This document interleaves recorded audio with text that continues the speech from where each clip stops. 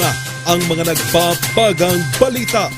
Tatlong pagnanakaw ng pinag-iinalaang sayote gang sa Baguio City na kunan ng CCTV. Cordillera naghahanda na sa bagong papasok na bagyo. Pwesto para sa mga MSMEs handog ng isang mall sa Clark, Pampanga. Kontra obesity sa hanay ng PNP, pinalalakas. Debate Society ng isang universidad, patuloy na nagdadala ng karangalan sa syudad ng Baguio.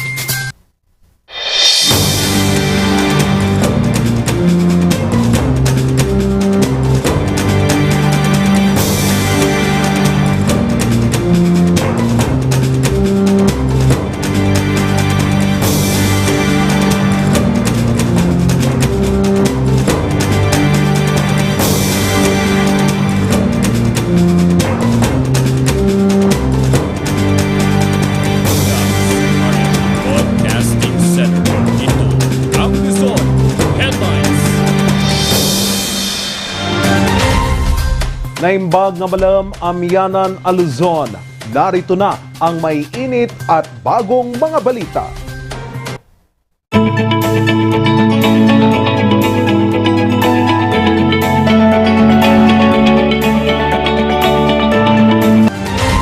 Binabantayan ngayon ang isang bagong bagyo na posibleng lumapit sa Northern Luzon sa mga susunod na araw. Kaya ang Cordillera Region muling naghahanda. Narito ang report. Steel pipes muna ang pansamantalang remedyo sa kalsadang ito sa Barangay Gibraltar, Baguio City. Ito'y matapos gumuho ang kalapit na riprap noong kasagsagan ng habagat na pinalakas ng Bagyong Betty. Pero nangangamba ang barangay na baka masundan pa ang pagguho. Sinabi natin na dapat lagyan ng yung remedyo yung leak ng sewer line para hindi mag-i-erode ulit. Bagamat hindi pa nakakabangon ang lungsod mula sa pag-uulan noong nakaraang linggo, ay may nagbabadya na namang papasok na bagyo. Namataan ang sama ng panahon sa silangan ng Visayas. Within this week, maging bagyo siya. But at papasok most likely na papasok sa ating Philippine Area of Responsibility, pero ang forecast niya magre-recurve lang, so parang susundan lang niya yung si Betty. Hilagang kanluran ang tatahakin nito, kaya't malaki ang tsansa ng malakas na pag-uulan sa Northern Luzon. Enhance niya yung southwest monsoon, pero hindi naman siya katulad ni Typhoon Betty na malaki, so ma-enhance man niya, hindi naman masyado. Kasi baka tropical depression lang ito kung in case na mag-develop into tropical cyclone. Tiniyak naman ng Office of Civil Defense Cordillera ang kahandaan nito. Randy Guzman para sa Luzon Headlines. Time out muna sa pagtatrabaho ang mga pulis ng Baguio para mag-ehersisyo sa kanilang balik-alindog program ng BCPO. Narito ang report. Subsub sa pagtatrabaho si Patrolman Marfin ng Baguio City Police Office, kaya kung minsan napapabayaan na nito ang kanyang kalusugan. Yung sa akin nakain talaga yung tapos kulang talaga sa exercise. Yun lang sa akin.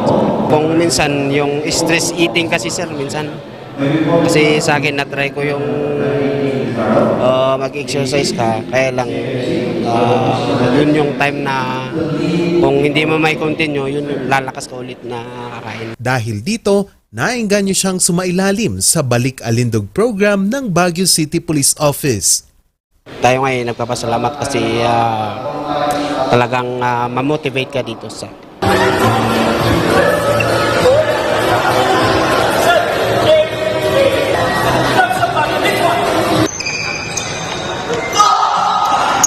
atin sa BCPO kasi busy tayo palagi at araw-araw nagjo-duty na parang nababaliwala na yung mga physical activities natin, and this is the purpose of this formal launching so that everyone will be on their own. Tugon ito ng BCPO sa kampanya kontra sa obesity sa mga hanay ng mga pulis. About 5% siguro sa statistics natin yung obese, saka yung above doon sa standard ng kwan natin, yung BMI natin. Nagiging problema na rin kasi sa lungsod ang obesity ayon sa nutritionist na si Imelda Degay sa pag-aaral ng Benguet State University at National Nutrition Council Cordillera taong 2019, 56% ng populasyon sa rehiyon ang obese. Kasi tatlo ang ating proper ways to lose weight. Una dyan ay diet, pangalawa ay yung activity ng katawan mo. Siyempre, kung ikaw ay nakatulog lang, kukunti ang nagagastos ng katawan mong calories. Pero kung ikaw ay nag-jogging, siyempre, mas marami siyang magagastos. Upang mabawasan ito, kailangan raw ang sapat na kaalaman at ehersisyo para maresolba ito. Everyone should be physically fit to the demanding and rigorous demand of the job of the PNP. Tiniyak naman ng BCPO na hindi sagabal ang naturang programa sa mga tungkulin at gampanin ng mga pulis na mapanatili ang seguridad at kapayapaan sa lungsod. Charles Nicolimon para sa Luzon Headlines. Magandang balita naman, pasado na sa clinical testing ang bakuna kontra ASF mula sa bansang Vietnam. Malaking tulong umano ito sa pagsugpo ng sakit at pagpaparami muli ng supply ng karne ng baboy. Magbabalita Jason Andaya. Bumiyahe pa mula Tarlac ang grupo nila Christian para ihatid ang mga baboy sa slaughterhouse ng Baguio. Dala rin nila ang mga papeles na patunay na ligtas sa ASF o African Swine Fever ang mga kargang baboy. Sa huling tala kasi ng zoning ng Department of Agriculture, 9 na bayan sa probinsya ng Tarlac ang nasa red zone o mga bayan na infected pa ng ASF. Madali rin, sir. Isa lang ang probinsya ng Tarlac sa 14 na probinsyang infected ng ASF sa buong bansa. Bilang paniniguro na walang sakit na dala ang mga inihahatid na livestock, partikular na ang mga baboy, katuwang nila ang National Meat Inspection Service. Meron pa rin cases ng ASF, that's why sa mga hinihingi namin is yung ASF free status, kung saan yung source ng animal ay nanggaling dun sa mga farm kung saan free, na certify ng Bureau of Animal Industry na free sila sa ASF. Malaki pa rin ang epekto nito sa produksyon ng babala ng Philippine Statistics Authority. Pumalo lamang sa 10 milyong bilang ng baboy ang naitala ngayong taon kung ikukumpara taong 2019 na mayroong 12 milyon. Ang nakikitaang solusyon dito ang bakuna mula sa bansang Vietnam, bagay na ikinatuwa ng grupo nila Christian. Magasto ba yan sa farm niya, sir, kapag maraming papeles? Hindi naman po. Kailangan talaga sa quarantine. Bagamat may bakuna na, hindi pa rin dapat umano magpakampante. Mas mahirap din naman mag-speculate tayo, baka kung ang presyo na ini-quote natin, baka yun din ang gamitin nila, na dapat mas mura. Ang importante lang ito, ma-address natin itong ASF. Sa ngayon, tapos na ang isinagawang clinical trial sa nasabing bakuna mula Vietnam at hinihintay na lamang ang direktiba ng Food and Drug Administration. Jason Andaya para sa Luzon Headlines. Ang bahaging ito ay hatid sa inyo ng King's Vita Plus Animal Feed Supplement. Alagang King's Vita Plus, kikita ka na, aasenso ka pa. Susunod, tangkang pagnanakaw ng pinag-iinalang Sayote Gang sa Baguio City na kunan ng CCTV. Yan at iba pang balita, susunod na.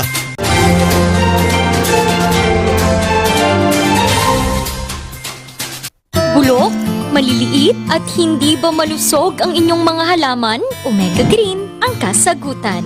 Ihalo lang ang 2 kutsara nito sa isang maliit na container at kaunting tubig. Pagkatapos ay ihalo sa knapsack sprayer at pwede na itong ispray sa mga pananim. Meron itong nitrogen, phosphorus, magnesium, copper at zinc na tumutulong sa pagpapaganda at pagpapabilis ng tubo, pagpapanatili ng nutrisyon, mas malagong mga dahon at panlaban sa mga sakit ng mga halaman. Hindi rin ito nakasasama sa kapaligiran. Pwede rin ito sa kahit anong klase ng halaman, mapa-highland crops o lowland crops. Omega Green by Encam Agri-Marketing, the ultimate friend of farmers. Laging tumutok sa mga programa ng RNG Luzon.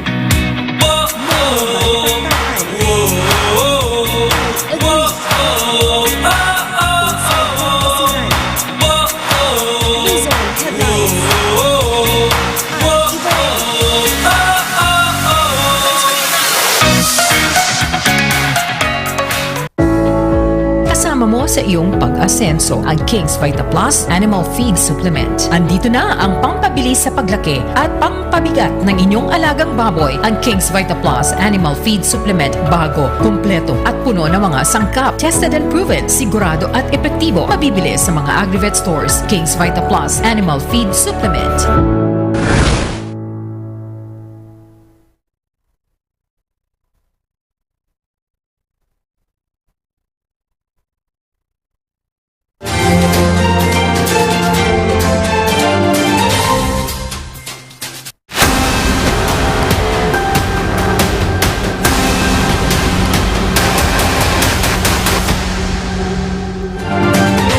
Nakuna ng CCTV ang tangkang pagnanakaw ng mga pinaghinalaang miyembro ng Sayote Gang sa Baguio City.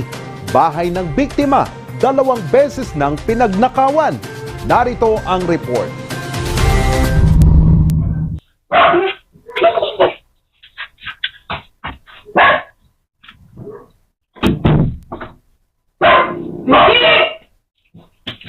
Sa kuha ng CCTV footage sa isang bahay sa Barangay Fairview, Baguio City, makikita ang pagtahol at pagkairita ng mga alagang aso ni Elisha. Nangyari ito pasado 2:00 ng madaling araw noong Sabado, 3 ng Hunyo. Pagkalipas ng ilang segundo, makikita sa video ang pagbaba ng isang lalaki mula sa hagdan. Naiwan po yung mga dog sa labas ng bahay. Tapos pagka punta ko dito sa sala, nakabukas yung door, tapos nagkakakahol po sila. Ngayon, ito pong maliit na dog, may hinabol pa po doon sa taas. So, hinabol ko rin po siya sa may veranda.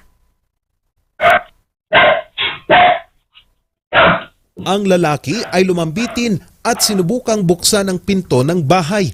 Ang nakunang lalaki, isa palang akyat bahay. Upon checking ng CCTV, sabi niya, sino to? May kasama ba si mama sa taas? Sabi niya ganyan.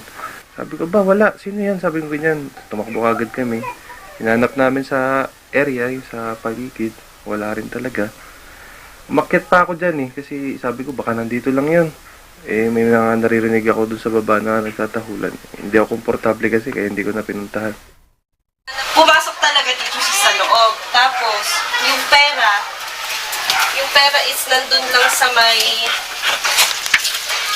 nasa bag lang siya nung asawa ko. Bagamat walang natangay, hindi ito ang unang beses na nilooban sila. Nito lamang kasing Abril na nakawan rin sila. Dito yung 12,000. Tapos, pagka namin ng morning, wala na siya. So, nagpahabit na kami nung CCTV camera. Tapos, nung Saturday, dun ulit siya nabuksan. Feeling ko sila ulit yung kumuha dito nun. Kasi walang ibang gamit na nawala kundi yung pera lang. Ayon sa mag-asawa, dumaan ang magnanakaw sa kanilang veranda. Plano po namin kasi, open area lang siya. Pagtambayan and whatnot. Pero ngayon kasi nakakatakot na talaga.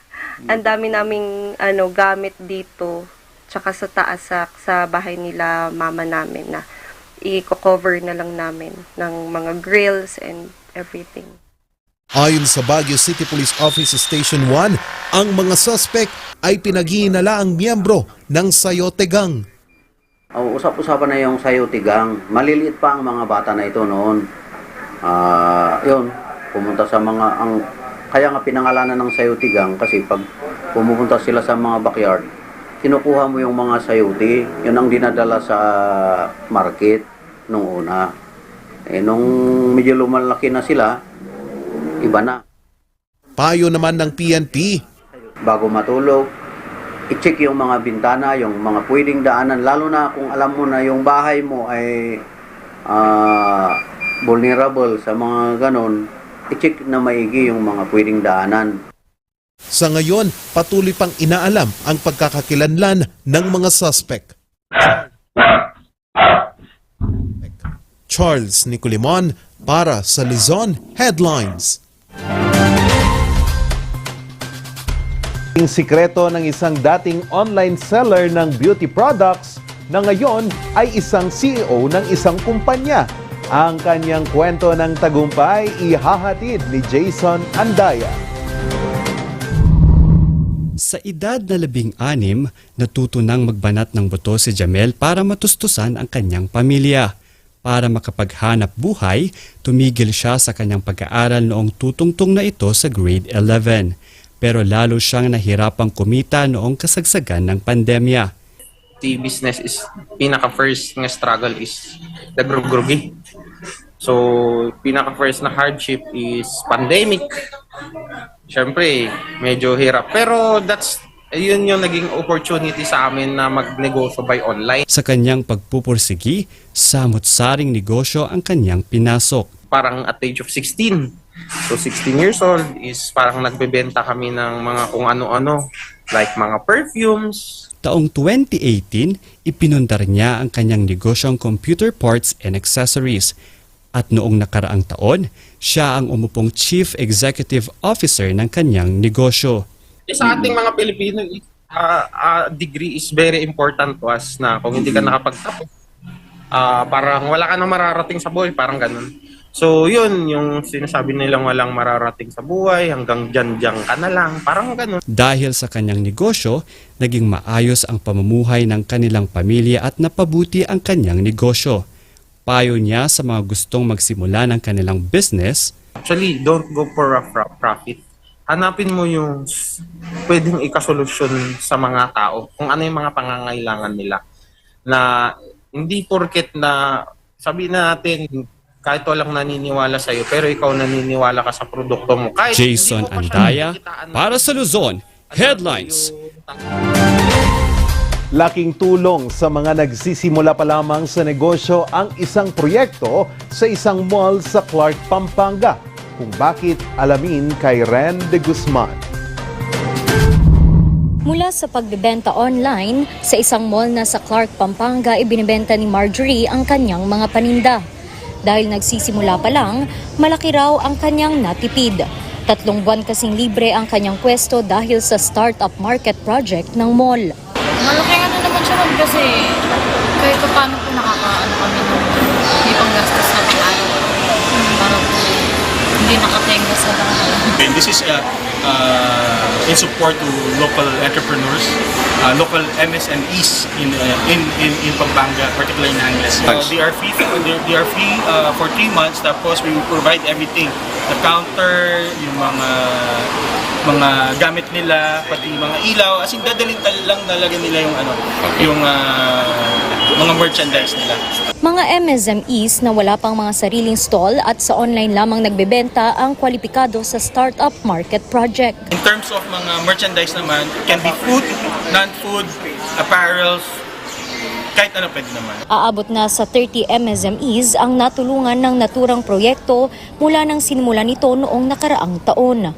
Bukas pa rin naman daw ang kanilang pinto para sa mga MSMEs na nangangailangan ng tulong sa pagsisimula. Randy Guzman para sa Luzon Headlines. Bakit nga ba napapawalang sala ang mga akusado sa mga kaso ng drug cases? Sasagutin yan ng Ikaw at ang Batas.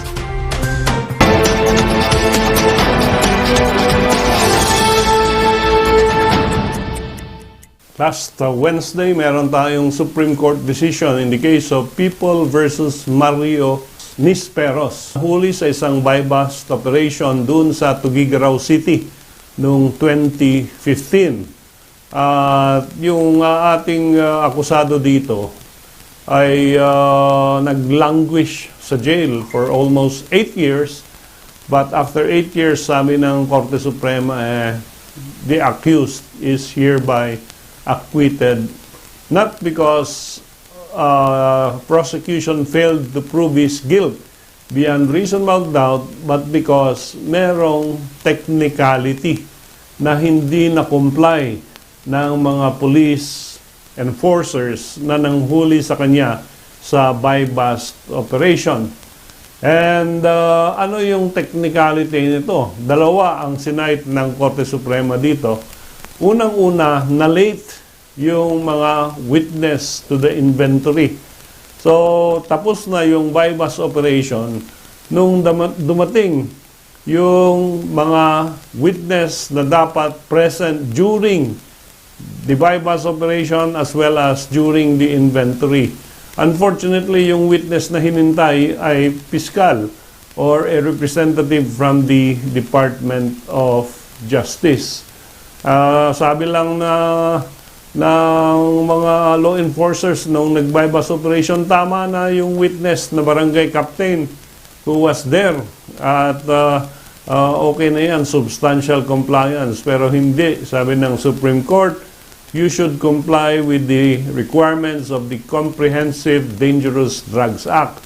Yung pangalawang technicality na sinight ng Korte Suprema nakalimutan ng mga buy-bust operators, yung law enforcement agencies, na i-mark or lagyan ng description yung mga confiscated items. Usually, minamark nila yan Exhibit A or Exhibit B, tapos yung apelyido ng accused ni Speros. But unfortunately in this case, nakalimutan nilang i-mark. At siguro pati yung pag-photograph, kasi ang requirement ng inventory, there should be marking and photograph of the inventory of the drug seized. And as a result of the lapses in the procedural guidelines of the Comprehensive Drug Act, wala hong recourse ang ating mga korte kung hindi i-acquit yung mga akusado dito sa kasong ito.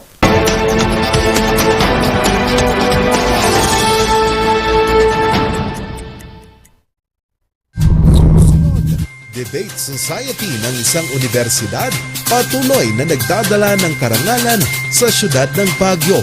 Ang detalye susunod na.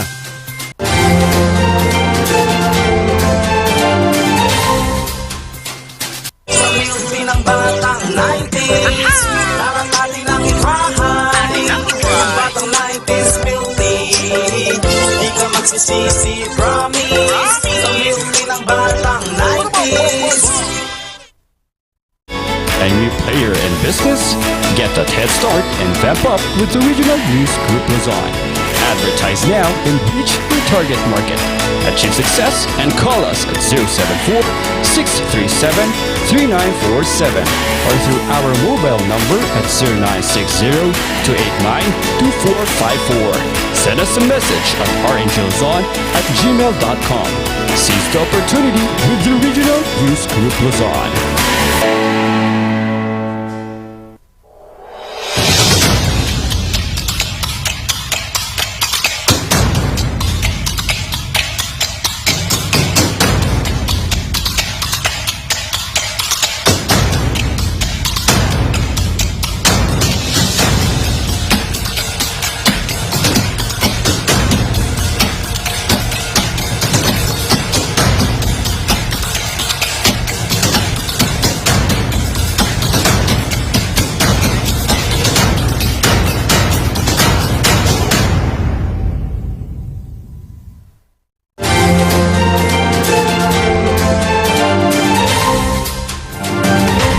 Alamin naman natin ang kwento ng nag-iisang aktibong debate society sa Baguio na patuloy na lumalaban sa iba't ibang patimpalak. Magbabalita, Jason Anday. Senior high school pa lamang si Kyle, nahilig na siyang sumali sa mga patimpalak sa public speaking. Nang magkolehiyo, napamahal rin siya sa pakikipagdebate kaya't sumali sa mga organisasyon. So nag-start ako in 2018 nung gumawa sila ng organization sa SLU Senior High. Tapos in-encourage nila ang mga tao na sumali. Afterwards, pagdating sa college, recruit na naman nila ako to be part of the organization. In tiny cities, let's have the Honorable Prime Minister here. Ngayon, isa na siyang equity officer o mediator ng Philippine Union Debate. Dito niya mas natutunan ang pagtanggap ng mga kritisismo. Obviously, there will be some debaters na sasabihin nilang hindi ka knowledgeable dun sa sinasabi mo. Sasabihin din nila na baka pangit yung manner of speaking mo. Maraming judgments na ganun. Pero at the same time kasi, pwede naman yun i-improve. Anya, may mga proseso na dapat isaalang-alang sa paghahanda ng debate. A good debater is the one who can follow yung structure natin na sinasabi sa debate. Kailangan masabi mo kung ano ba yung argument mo, bakit yun totoo, meron ka bang mga examples na na-research tungkol dito, at kailangan mong makonect dun sa pinag-uusapan na topic. Kasama ang ilang kasamahan mula sa kanilang universidad, aabot sa 25 international tournaments at 3 national competition na din ang kanilang nasalihan. Kabilang dito ang Philippine Intercollegiate Debating Championship sa Nationals at World Schools Debate Open naman sa international competition. Kami, we're doing our part to interact with other communities para mag-start ng debate. For example, sa Pangasinan, may initiative na kami to help them start their organization, start growing, and start hosting competitions. Sa syudad ng Baguio, isa lamang ang St. Louis University Debate Society ang aktibo sa pagsali ng mga kompetisyon na ito, kaya't hinihikayat pa nila ang ilan na makilahok. Jason Andaya para sa Luzon Headlines. At yan ang mga balitang nakalap ng Luzon Headlines ngayong araw. Muli, maraming salamat at magandang araw sa ating lahat.